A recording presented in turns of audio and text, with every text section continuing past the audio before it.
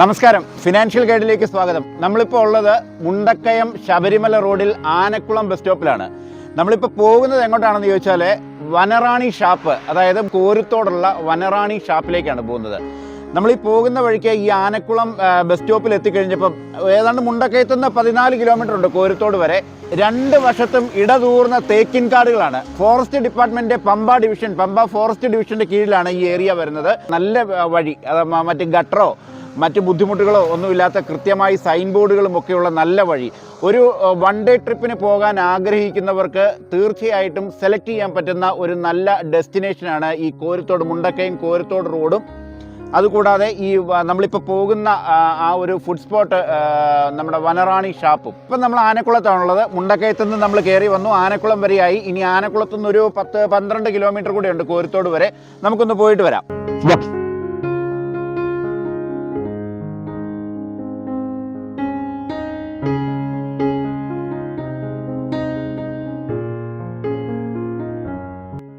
ഈ അഴുതയാറ് ഒഴുകി നമ്മുടെ പുണ്യ പമ്പ നദിയിലേക്ക് കയറുകയാണ്. ഇവിടെ ഈ തീരത്തായിട്ട് ഇരിക്കാനായിട്ടുള്ള സൗകര്യങ്ങൾ, കോൺക്രീറ്റിൽ തീർത്ത മറ്റേ ചുറ്റുമതിലെ കൈവരിയൊക്കെ തീർത്തിട്ടുള്ള അപകടങ്ങളൊന്നും താഴോട്ട് വീണ് അപകടങ്ങളൊന്നും ഉണ്ടാകാതിരിക്കാനായിട്ട് കൈവരിയൊക്കെ തീർത്ത് ഇരിക്കാനായിട്ട് കോൺക്രീറ്റിൽ തന്നെ പടവുകൾ, കയറാനും ഇറങ്ങാനുമുള്ള പടവുകളും ഇരിക്കാനുള്ള ഒരു ഇരിപ്പിടവും എല്ലാം ഒരുക്കിയിട്ടുണ്ട്.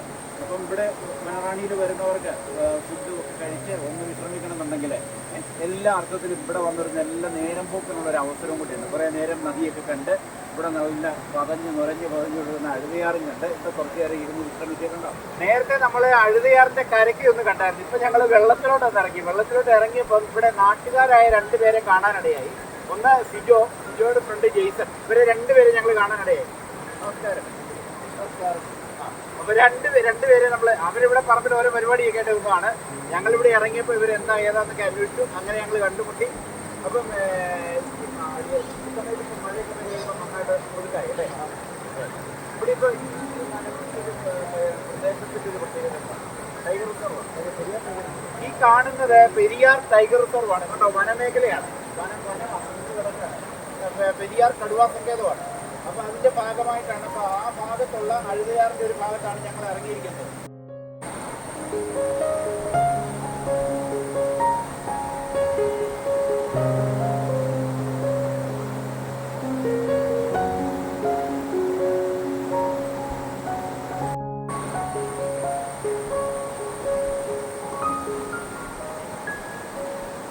പറമ്പ് അതാണ് ഈ പ്രത്യേകത. ഇതാണ് ഈ പറമ്പുണ്ടല്ലോ, അതായത് നമ്മൾ നേരത്തെ ആദ്യം നിന്ന സ്ഥലം അത് കോട്ടയം ജില്ലയിൽ.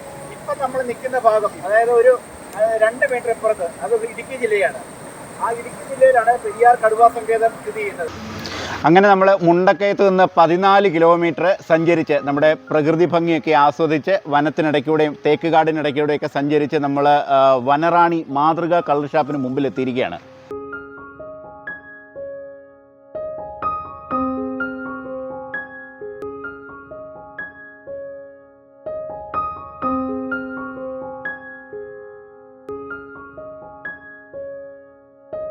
നമ്മൾ ഈ സ്റ്റെപ്പുകൾ ഇങ്ങനെ ഇറങ്ങി വന്നു കഴിഞ്ഞാൽ വനറാണിയുടെ റൂംസിൻ്റെ അടുത്തേക്കാണ്. റൂംസ് ഇവിടെ, കിച്ചണ്, ഓഫീസ് എല്ലാം ഇവിടെ അടുത്തടുത്തായിട്ട് തന്നെ സജ്ജീകരിച്ചിട്ടുണ്ട്. ഈ സ്റ്റെപ്പുകൾ ഇറങ്ങി നേരെ നമ്മൾ ഇവിടേക്കാണ് എത്തുന്നത്. ഇവിടെ ഇങ്ങനെ വന്നു കഴിഞ്ഞാൽ ഇവിടെ ഈ ഡോറ് തുറന്ന് മോഹൻലാലിൻ്റെ വലിയൊരു പടം കൊടുത്തിട്ടുണ്ട്. ഇത് തുറന്ന് നമ്മൾ അകത്തേക്ക് കയറിയാൽ ഇവിടെ AC നോൺ AC റൂംസ് ഉണ്ട്. ഇതിനകത്ത് തന്നെയാണ് ഓഫീസ് സെറ്റ് ചെയ്തിരിക്കുന്നത്. നമുക്കിനി ഈ ഷാപ്പിൻ്റെ, വനറാണി മാതൃക കള്ള് ഷാപ്പിൻ്റെ ലൈസൻസി ആയിട്ടുള്ള ശ്രീമതി സുമ അജയകുമാറിനെ നമുക്ക് മാഡം ഓഫീസിലുണ്ട്, നമുക്ക് അകത്ത് പോയി പരിചയപ്പെടാം. നമുക്കറിയാം കേരളത്തിലെ ഷാപ്പ് കോൺട്രാക്ടർമാരിൽ അധികം വനിതകളില്ല. നമ്മളിപ്പോൾ ഉള്ളത് വനറാണി മാതൃക കള്ള് ഷാപ്പിൻ്റെ ഓഫീസിലാണ്. ഇവിടെ ലൈസൻസി ശ്രീമതി സുമ അജയകുമാർ നമ്മളോടൊപ്പം ഉണ്ട്. സംരംഭകയാണ്. നമ്മൾ നേരത്തെ പറഞ്ഞതുപോലെ കേരളത്തിലെ വിരലിലെണ്ണാവുന്ന വനിതാ ഷാപ്പ് കോൺട്രാക്ടർമാരിൽ ഒരാളാണ്. സുമചേച്ചിയോടൊപ്പം സുമചേച്ചിയുടെ നാത്തൂൻ കൂടിയായ മിനി ചേച്ചിയുണ്ട്. ഇവർ 2 പേരും കൂടിയാണ് വനറാണി ഷാപ്പുകളുടെ, വനറാണി എന്ന് പറഞ്ഞ് വേറെ ഒരു 2 ഷാപ്പുകളല്ലേ വേറെ ഉള്ളത്, വേറെ ഇത് കൂടാതെ 2 ഷാപ്പുകൾ കൂടിയുണ്ട്. ഇതിൻ്റെയൊക്കെ പ്രവർത്തനങ്ങൾ ഈ നാത്തൂനും കൂടിയാണ് നടത്തുന്നത്. അപ്പോൾ മിനി ചേച്ചി നമ്മളോടൊപ്പം ഉണ്ട്. നമുക്ക് ആദ്യം സുമചേച്ചിയെ പരിചയപ്പെടാം, ലൈസൻസിയായ സുമചേച്ചിയെ പരിചയപ്പെടാം. നമസ്കാരം ചേച്ചി. നമസ്കാരം. ചേച്ചി, എങ്ങനെയാണ് ഈ ഷാപ്പ് ലൈസൻസി ഈ ഒരു ബിസിനസ്സിലേക്ക് വന്നത്, എത്തിപ്പെടാനിടയായ സാഹചര്യം? അത് പിന്നെ ഹസ്ബൻഡായിരുന്നു ഷാപ്പ് നേരത്തെ നടത്തിക്കൊണ്ടിരുന്നത്. എത്ര വർഷമായിട്ട്? 10-20 വർഷത്തിന് മേളിലായി. 25 വർഷത്തോളം എടുക്കുന്നു. ഷാപ്പിന്റെ ഒരു മേഖലയിലായിരുന്നു പുള്ളി സ്ഥിരമായിട്ട് വന്നുകൊണ്ടിരുന്നത്. അങ്ങനെ മാതിരക്കള്ള ഷാപ്പിന്റെ ഇത് പുള്ളിക്കാണ് കേരളത്തിൽ ആദ്യമായിട്ട് കിട്ടുന്നത്. അങ്ങനെ കിട്ടിക്കഴിഞ്ഞപ്പോഴത്തേക്കും അത് മുന്നോട്ട് നയിച്ചുകൊണ്ട് പോവുമായിരുന്നു. അങ്ങനെ ഇരിക്കുകയാണ് 2 വർഷം മുമ്പ് ലിവർ സിറോസിന്റെ ഒരു ചെറിയ അസുഖം ഉണ്ടായിരുന്നു. അപ്പം അത് ലിവർ മാറ്റി വയ്ക്കുന്നതിനനുസരിച്ച് ഓപ്പറേഷനൊക്കെ നടത്തി. പിന്നെ പുള്ളിക്ക് അതിന് തിരിച്ചു വരാൻ പറ്റിയില്ല. അങ്ങനെ അന്ന് മുതൽ ഞാൻ പിന്നെ ഇതിന്റെ ലൈസൻസിയായി മുന്നോട്ട് കൊണ്ടുപോവാണ്. ആ ഒരു സാഹചര്യത്തിലാണ് ഇതിന്റെ നിയന്ത്രണം ഏറ്റെടുത്തത്. അപ്പം അന്ന് ചേട്ടൻ ഇത് ഈ ബിസിനസ് നടത്തിക്കൊണ്ടിരുന്ന 10-20 വർഷക്കാലം ചേച്ചി ഇതിനകത്ത് ഇൻവോൾവ് ആയിരുന്നു, ഇതിനകത്ത് ഇടപെടാറുണ്ടായിരുന്നു? പൂർണ്ണമായും വീട്ടമ്മയായിട്ട് ഒതുങ്ങി കഴിയായിരുന്നു. പിന്നെ അസുഖം ബാധിച്ച് 1 വർഷം വീട്ടിലിരുന്ന് കഴിഞ്ഞപ്പോഴത്തേക്കും ഞാൻ വല്ലപ്പോഴും ഒക്കെ വന്നു പോകുന്ന ഒരു സംവിധാനം ആക്കിയെന്ന്. അപ്പം എന്നെ കൂടി ഇതിനകത്തേക്ക് ആക്കണമെന്നുള്ളൊരു ഇതിലായിരുന്നു പുള്ളിയുടെ മുന്നോട്ട് കൊണ്ടുപോകണമെന്നുള്ള കണക്ക് വെച്ച്. അങ്ങനെയാണ് ഞാൻ ഇതിനകത്തേക്ക് ഇറങ്ങുന്നത്. ബിസിനസ് പഠിക്കാൻ നമ്മൾ നിർബന്ധിതരായതാണ്. കാര്യങ്ങളെ കുറിച്ചൊന്നും അറിയത്തില്ലായിരുന്നു. ഇങ്ങനെ വന്ന് ഇതിനകത്തായി കഴിഞ്ഞപ്പോഴാണ് ഇതിന്റെ കാര്യങ്ങളെ കുറിച്ച് കൂടുതലായിട്ട് പഠിക്കുകയും പിന്നെ ഇവരുടെ ഒരു സപ്പോർട്ടും കൂടെ ഉള്ളത് കൊണ്ട് ഞങ്ങളത് രണ്ടുപേരും കൂടെ ഇങ്ങനെ തള്ളിക്കൊണ്ട് പോകും. ചേച്ചി ഒന്ന് പരിചയപ്പെടുത്തുക. ഇത് ഹസ്ബൻഡിന്റെ പെങ്ങളാണ്, മിനി രാജീവ്. പുള്ളിയുടെ ഭർത്താവും ഉണ്ട് നമ്മുടെ കൂട്ടത്തില്.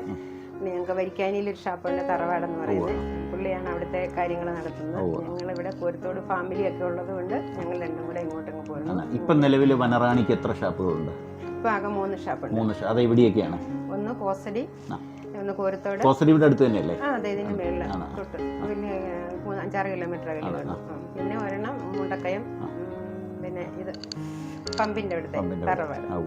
അങ്ങനെ 3 ഷാപ്പുകളാണ് വനറാണിക്കുള്ളത്.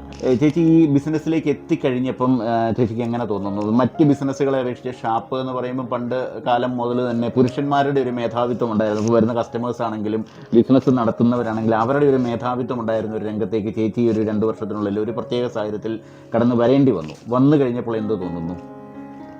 ഷാപ്പൊക്കെ പണ്ടൊക്കെ എന്ന് പറഞ്ഞാൽ ഷാപ്പിലേക്ക് അങ്ങനെ സ്ത്രീകളാരും വരാറില്ലായിരുന്നു. ഇപ്പോൾ അത് ഫാമിലി റെസ്റ്റോറൻറ്റ് ആക്കിയേക്കുന്നത് കൊണ്ട് സ്ത്രീകൾ ഇഷ്ടം പോലെ വരികയും എടുക്കുകയൊക്കെ ചെയ്യുന്നതുകൊണ്ട് ഇപ്പം നമുക്കതിൻ്റെ ഒരു ബുദ്ധിമുട്ടൊന്നും വന്ന് തോന്നുന്നില്ല.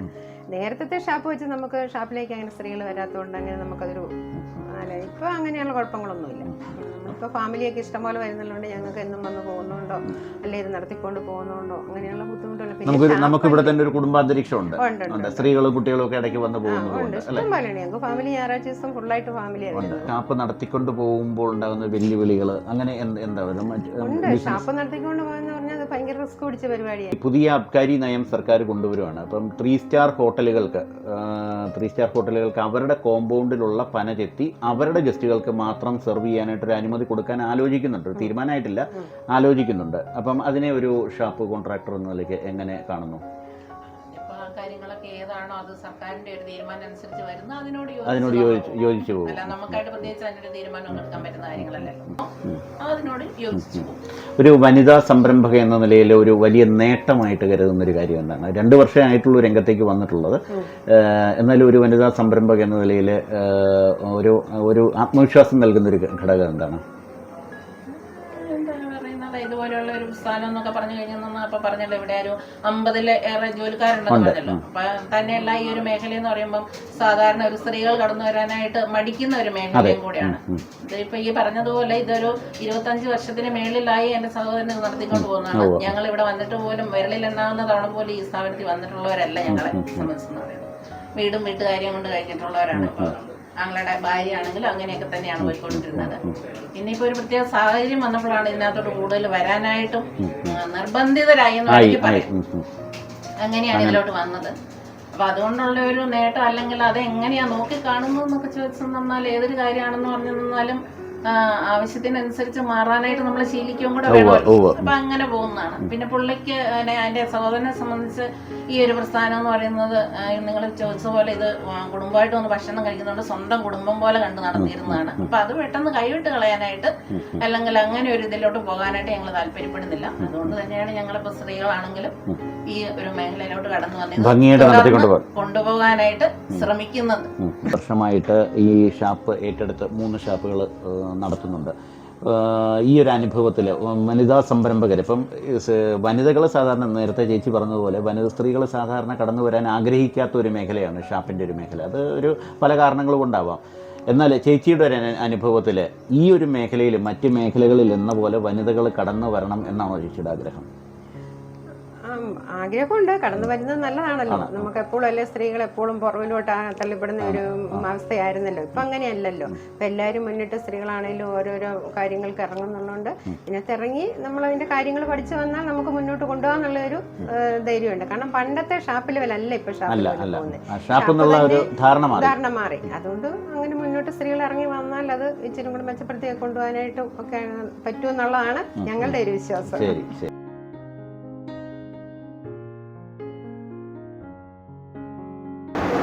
ഇപ്പോൾ നമ്മൾ വനറാണിയിലെ ഒരു ഗസ്റ്റ് റൂമിലാണുള്ളത്. ഇവിടെ ഒരു ഫാമിലി ഫുഡ് കഴിക്കാൻ വന്നിട്ടുണ്ട്. നമുക്ക് അവരോടൊന്ന് ചോദിക്കാം.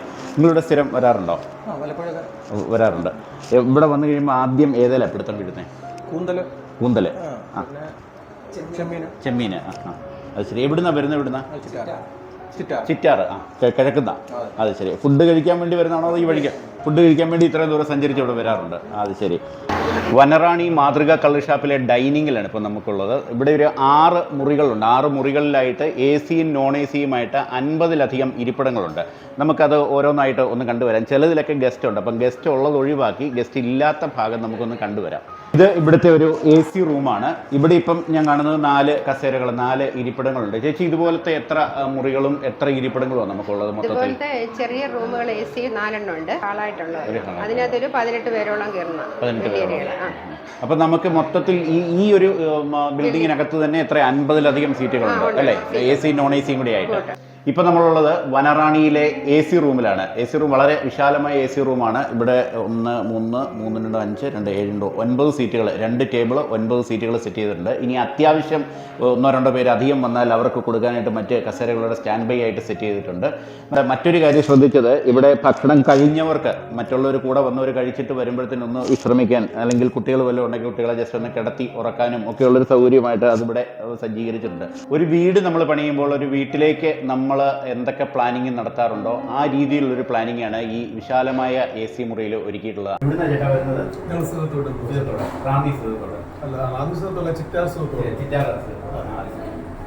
എങ്ങനെയുണ്ട് ഫുഡും കാര്യങ്ങളും? ഇവിടെ പലപ്പോഴും വരാറുണ്ടോ? ഇല്ല, ഞങ്ങൾ വല്ലപ്പോഴും വരാറുണ്ട്. നല്ല ഫുഡ് കിട്ടുന്നതുകൊണ്ടാണ് ഇങ്ങോട്ട് വരുന്നത്. കുറച്ച് കിലോമീറ്ററുണ്ട്. ഞങ്ങളുടെ സുഹൃത്തോട് വന്നിട്ട് ആങ്ങുവഴി, പ്ലാപ്പള്ളി, അങ്ങനെ 6 റൂട്ടാണ് വരുന്നത്. അവിടുന്ന് എത്ര കിലോമീറ്റർ ഉണ്ട് ഏകദേശം? എത്ര ഉണ്ട്? ഇപ്പോൾ നമ്മൾ വന്ന് 40 കിലോമീറ്റർ വൺ സൈഡ് ഉണ്ട്. അതെ അതെ അതെ അതെ. അത് സഞ്ചരിച്ച് നമ്മൾ നല്ല ഫുഡ് കിട്ടുന്നതുകൊണ്ട് ഞങ്ങൾ നേരത്തെ പോലെ വരാറുണ്ട്. മൊത്തം ഇവിടുത്തെ ആംബിയൻസ് കാര്യങ്ങളൊക്കെ നല്ലതാണ്. ഇവിടെ വന്നു കഴിഞ്ഞാൽ ആദ്യം നമ്മൾ സെലക്ട് ചെയ്യുന്ന എന്താണ്, ഏത് ഐറ്റമാണ്? അല്ല, ഇവിടെ ഞങ്ങൾ വരാൻ കാര്യം എന്ന് പറഞ്ഞു കഴിഞ്ഞാൽ തന്നെ ഫാമിലി ആയിട്ട് വന്നിരുന്ന് കഴിക്കാനുള്ള ഒരു സൗകര്യമുണ്ട്. മറ്റെങ്കിലും ഇത് കിട്ടാറില്ല. ഇവിടെ മറ്റു പ്രശ്നങ്ങളൊന്നുമില്ല. യാതൊന്നുമില്ല. സമാധാനപരമായിട്ട് നമുക്ക് ഇവിടെ വന്നിരുന്ന് ആഹാരങ്ങൾ കഴിച്ചു പോവാം. അതുകൊണ്ടാണ് ഞങ്ങൾ വരാറുള്ളത്. ഇവിടെ വന്നാൽ ആദ്യം നമ്മൾ സെലക്ട് ചെയ്യാവുന്ന ആദ്യം ഞങ്ങൾ സെലക്ട് ചെയ്യുന്നത് നമുക്ക് ഒരുപാട് വെറൈറ്റീസ് ഉണ്ട്. ഇപ്പൊ നമ്മളുള്ളത് വനറാണിയിലെ AC ഡൈനിങ് ഹാളിലാണുള്ളത്. ഇവിടെ വളരെ വിപുലമായ സൗകര്യങ്ങളാണ് ഒരുക്കിയിരിക്കുന്നത്. കണ്ടില്ലേ, ഇപ്പോൾ ഒരു സപ്ലയർ വന്ന് ഫുഡും കൊണ്ട് വന്നു കഴിഞ്ഞാൽ അവർക്കത് ടേബിളിലൊക്കെ ഒന്ന് അറേഞ്ച് ചെയ്യുന്നതിന് മുമ്പ് ഇവിടെ എടുത്ത് വെക്കാം. ഇവിടെ ഒരു 20-25 പേരൊക്കെ വന്നു കഴിഞ്ഞാൽ സപ്ലയറും കൂടെ ഫുഡും ഐറ്റവും കൂടെ ആയിട്ട് അവരൊക്കെ ഇങ്ങനെ പുറകെ വരുമ്പോൾ തിരക്ക് ഒഴിവാക്കാനായിട്ട് വളരെ നല്ലൊരു സൗകര്യമാണ്. ഫാമിലി ഗെറ്റുകളൊക്കെ നടത്തണമെന്നുണ്ടെങ്കിൽ ഇവിടെ വന്നു കഴിഞ്ഞാൽ ഈ ഒരു സ്ഥലം കൊണ്ട് തന്നെ അവർക്ക് അവരുടെ കാര്യങ്ങൾ അല്ലെ ചെറിയ പാർട്ടിയൊക്കെ നടത്താൻ നല്ല സൗകര്യമുണ്ട്. ഒരു സപ്ലയർ വന്നു കഴിഞ്ഞാൽ സപ്ലയർക്ക് ഇടയ്ക്കൂടെ നടന്ന് ഇവിടെ സെർവ് ചെയ്യാനുള്ള സൗകര്യമുണ്ട്. നമ്മളിപ്പോൾ ഉള്ളത് വനറാണിയുടെ കിച്ചണിലാണ്. ഇവിടെ രാജീവേട്ടൻ പൊറോട്ട അടിക്കുന്ന തിരക്കിലാണ്. ഏതാണ്ട് 20 വർഷമായിട്ട് അജയകുമാർ ചേട്ടൻ്റെ, അതായത് നമ്മുടെ സുമ ചേച്ചിയുടെ ഹസ്ബൻഡിൻ്റെ കൂടെ തന്നെ അദ്ദേഹം നടത്തിക്കൊണ്ടിരുന്നപ്പോൾ മുതൽ രാജീവേട്ടൻ ഇവിടെ ഉണ്ട്. 20 വർഷമായിട്ടുണ്ട്. ഈ പൊറോട്ട അടിക്കുന്നതിൻ്റെ ആ ഒരു ആവേശത്തിനിടയ്ക്ക് രാജീവേട്ടൻ നിന്ന് ശ്രദ്ധിക്കാൻ നേരമില്ല. എന്നാലും നമുക്ക് 2 വാക്ക് ചോദിച്ചിട്ട് പോകാം. ചേട്ടാ, ഇപ്പം ഞായറാഴ്ചത്തെ ഒരു തിരക്കിലേക്കുള്ളതായിരിക്കും ആ സാധനം അല്ലേ? ആളുകൾ അവിടെ വന്നിരിപ്പുണ്ട്, പൊറോട്ട നോക്കി ഇരിക്കാൻ തോന്നുന്നു. ചേട്ടൻ അത് അധികം ഒരുപാട് സമയം നമുക്ക് വേണ്ടി കളയാതെ, നമുക്ക് സാധാരണ ഇവിടെ പൊറോട്ടയ്ക്കാണോ കൂടുതൽ ഡിമാൻഡ് വരുന്നത്? ആണ്. അത് ഇട ദിവസങ്ങളിലാണോ ഞായറാഴ്ച ദിവസങ്ങളിലാണോ കച്ചവടം കൂടുതലുള്ളത്? ആണ്.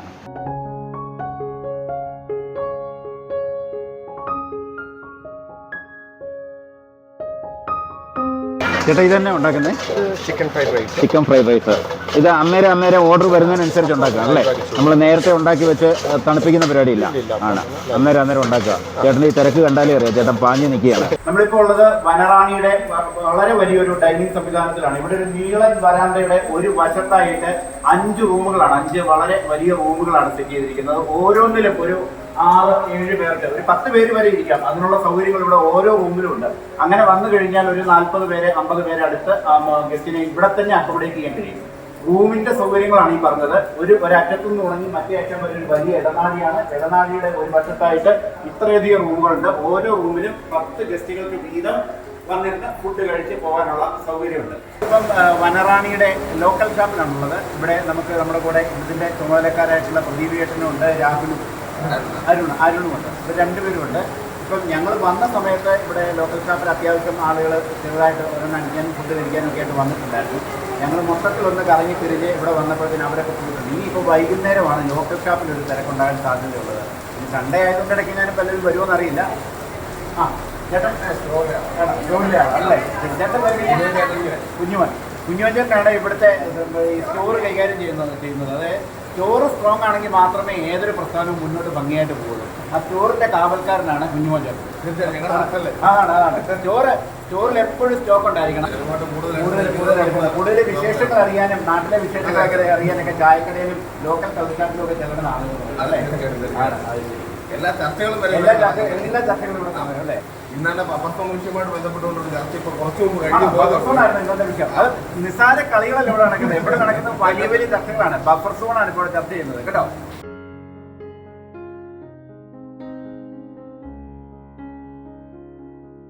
നമ്മുടെ ഇവിടെ ഇപ്പം പ്രദീപ് ചേട്ടനും ഉണ്ട്, ജയൻ ചേട്ടനും ഉണ്ട്. അവര് നാട്ടുകാർ തന്നെയാണ്. ഞായറാഴ്ച ഉച്ചയായപ്പോൾ ഒരു അരയാണ് മുതലേണ്ടത്. അതിലൊരു അര മേടിച്ച് വെച്ച് അവര് 2 ഗ്ലാസ് വേണ്ടിയിരിപ്പുണ്ട്. പെട്ടെന്ന് അടിച്ച് ടക്കേന്ന് പോകാനുള്ള വരവാണെന്ന് കണ്ടിട്ട് തോന്നുന്നു. അവർ ഇച്ചിരി ധൃതിയിലാണെന്ന് തോന്നുന്നു അവരുടെ ഇരിപ്പൊക്കെ കണ്ടിട്ട്. ചേട്ടൻ ഇവിടെ പതിവായിട്ട് വരാറുണ്ടോ? ഞങ്ങളുടെ സ്ഥിര സ്റ്റാഫാണ്. ആണ്. ഞങ്ങളെ വൈകുന്നേരം വന്ന് കള്ള് അടിക്കാനോ ഞങ്ങൾ നമ്മളൊക്കെ അങ്ങനെയാണ്. പണിയെല്ലാം കഴിഞ്ഞ് വരുമ്പോൾ കുടിക്കുന്ന സ്റ്റാഫാണ്. ഒരാശ്വാസം അല്ലേ? ഒരു നല്ല ഉറക്കം കിട്ടാൻ കൂടെ പുറപ്പെടാണോ? ഒരമ്മ ഭയങ്കരമായിട്ടോ ഇന്നത്തെ കാലത്ത് ഇതുപോലെ മക്കള് തമ്മിൽ കള്ള് ഷാപ്പിൽ പോലും സ്വരച്ചേർച്ചയോടെ അവർ ജീവിക്കുന്നത്. മാതൃകാ സഹോദരങ്ങളാണ്. വനറാണി മാതൃക കള്ളുഷാപ്പിലെ മാതൃകാ സഹോദരങ്ങളാണ്.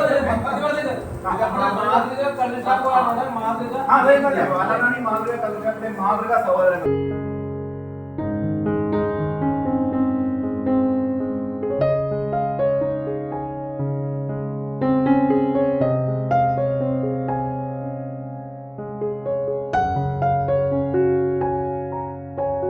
നമ്മളിപ്പോൾ ഉള്ളത് വനറാണിയിലെ ഡൈനിങ്ങിലാണ്. നമ്മളോടൊപ്പം ഇപ്പം ബിജു ചേട്ടനുണ്ട്. ബിജു ചേട്ടൻ ഇവിടുത്തെ ഓൾ ഇൻ ഓൾ ആണ്. നമസ്കാരം ബിജു ചേട്ടാ. ചേട്ടനെ ഇവിടെ ഇവരെയൊക്കെ ഒന്ന് പരിചയപ്പെടുത്തുകയും. മാനേജറുടെ പേര് അഖിലേഷ്. ഞാൻ അഭിലാഷ്. മോനെ മനീഷ് എന്ന് വിളിക്കുന്നു. നിങ്ങളൊക്കെ ഓരോരുത്തരുടെയും ചുമതല ഇവിടെ അപ്പൊ ഇവരാണ് നമുക്ക് കഴിക്കാനുള്ള വിഭവങ്ങൾ സ്നേഹത്തോടെ സന്തോഷത്തോടെ നമ്മുടെ ടേബിളിൽ നമ്മുടെ മുമ്പിൽ എത്തിച്ചു തരുന്നത് ഇവരൊക്കെയാണ്. ഇനിയിപ്പോൾ നമുക്ക് ടേബിളിൽ ഒരുപാട് വിഭവങ്ങൾ, ഇന്നത്തെ ഇവിടെ വിഭവങ്ങളുണ്ട്, ഒരുപാട് വിഭവങ്ങളുണ്ട്. ഇന്ന് പ്രധാനമായിട്ടും സജ്ജീകരിച്ചിരിക്കുന്ന വിഭവങ്ങൾ, ഗസ്റ്റിനായിട്ട് സജ്ജീകരിച്ചിരിക്കുന്ന വിഭവങ്ങൾ ടേബിളിൽ അടുക്കി വെച്ചിട്ടുണ്ട്. എല്ലാം മറ്റും ഒന്നും എത്തിയിട്ടില്ല, എല്ലാം ഒന്നും വെക്കണ്ട എന്ന് നമ്മൾ പറഞ്ഞതുകൊണ്ട് അത്യാവശ്യമുള്ള കുറച്ച് സാധനങ്ങൾ ഇവിടെ ടേബിളിൽ നിരത്തി വെച്ചിട്ടുണ്ട്. ഓരോന്നായിട്ട് ബിജു ചേട്ടൻ തന്നെ നമുക്ക് പരിചയപ്പെടുത്തും. ചേട്ടാ ഇത് ഓരോന്നായിട്ട് ഒരു അറ്റത്ത് നിന്ന് ഇത് മുന്തിരിക്കള്ള, മുന്തിരിക്കള്ള മുന്തിരിച്ചാറ് പോലെ ആയിരിക്കും കേട്ടോ. ആ നിറമൊക്കെ കണ്ടോ? ഒന്ന് കണ്ടോ? ഈ നിറം കണ്ടോ? മുന്തിരിച്ചാറ് പോലെ മുന്തിരിക്കള്ളുണ്ട്. ഇത് ഇഞ്ചിക്കള്ള. അത് ശരി. തെങ്ങൻ കള്ള. അപ്പൊ 3 തരം കള്ളുകളായി.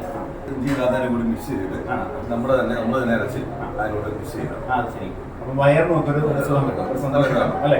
എല്ലാവർക്കും ഇഷ്ടമുള്ള സാധനം. അപ്പൊ ഒരു എരിവൊക്കെ വരും, ചെറിയൊരു എരിവ്. ഈ മധുരം ആഗ്രഹിക്കുന്നവർക്ക് ഇത് കഴിക്കാം അല്ലേ? കള്ള് പ്യൂർ കള്ള് തന്നെ. അതിൽ നമ്മൾ ഇഞ്ചി എടുക്കും.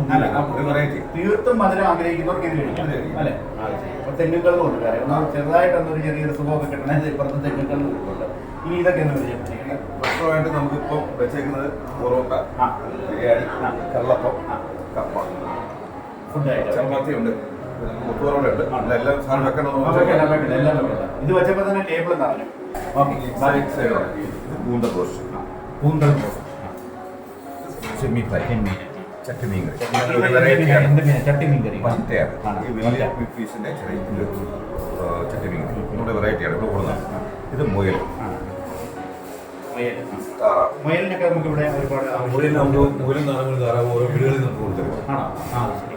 അല്ല നമുക്കിവിടെ വരുന്ന ആവശ്യക്കാർ ഒരുപാട് പേര് കൊണ്ട് നല്ലോണം കൊടുക്കും. കരിമീൻ പൊള്ളിച്ചത് ഉടുപ്പൊക്കെ ഇട്ട് വെച്ചിരിക്കുക അല്ലേ? ഇത് വരാൽ ഫ്രൈ. വരാല്. ആ ശരി. വരാല് ഫ്രൈ. ഇത് ഞങ്ങളുടെ ഒരു വെറൈറ്റിയാണ്. ഇഞ്ചക്കോഴി, നാടൻ കോഴി ഇടിച്ച് കഴിച്ചത്. അപ്പോൾ ഇതൊന്ന് അടുത്ത് കേട്ടോ. ഇഞ്ചക്കോഴി നാടൻ കോഴി ഇടിച്ച് ചതച്ചെടുത്ത് ഇതുപോലെ ഫ്രൈ ആക്കി തരുന്നതാണ്. ഞണ്ടുകൾ ആണ്. ഞണ്ടും ഇവിടുത്തെ സ്പെഷ്യലാണ് അല്ലേ? പ്രത്യേകിച്ചും ഹൈ റേഞ്ചുകാർക്കൊക്കെ ഞണ്ട് അങ്ങനെ കാണാൻ സാധ്യതയില്ല. ഏത് ഭാഗത്ത് നിന്നാണ് നമുക്ക് ഏറ്റവും കൂടുതൽ ഗസ്റ്റുകൾ? നമുക്ക് സീതത്തോട് ചിറ്റാർ പെരുന്നാൾ റാന്നി വളശ്ശേരി. സീതത്തോട് ചിറ്റാർ. അപ്പം പത്തനംതിട്ട ജില്ല അല്ലേ? ആ ഭാഗത്ത് നിന്ന്. പിന്നെ പന്ത്രണ്ട് വരുന്നുണ്ട്, തിരുവല്ലയിൽ നിന്ന് വരുന്നുണ്ട്. വനറാണി മാതൃക കള്ളുഷാപ്പിലെ വിശേഷങ്ങളാണ് നമ്മൾ ഇതുവരെ കണ്ടത്.